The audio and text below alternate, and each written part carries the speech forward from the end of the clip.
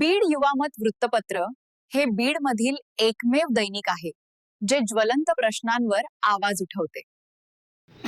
तू आपल्या गावात असे किती लोक आहेत की आयुष्यमान कार्डाचा शासनाचा धोरण आहे त्याचा फायदा घेतलाय, प्रत्यक्ष लाभ घेतलाय? सध्या तर दोन-तीन जणांनी घेतलेला आहे. 3 जणांनी घेतलाय सध्या तर.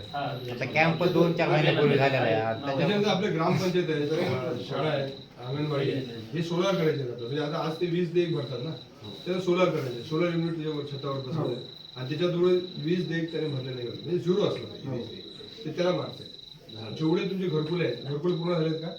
60% हा, मग पूर्ण झाले त्याला मार्क्स आहेत. आणि त्या घरकुलावर जेव्हा तुम्ही त्याला त्या घरकुलाला शेवटचा जर फायदा देतात त्याचे मार्क्स वेगळे आहेत. आणि दिस आर क्रिटिकल एरियाज, म्हणजे या गोष्टी ज्यांना जे करतील ना त्यांना जे 5-5 कोटीचे बक्षीस, मोठे मोठे बक्षीस मिळणार, बरोबर नाही? मग जे हे लोक नाही, जे लोक हे याच्यामध्ये पडणार नाही, जे सर्वसामान्य घटना करतील त्यांना मग 15 लाख, जे काय 20 लाख काय असेल ते असं आहे.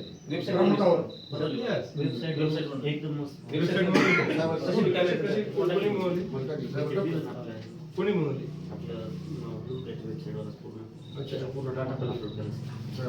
पूर्ण इंडिकेटर केलं का? पूर्ण माहिती आता कोणी केलं ते काय?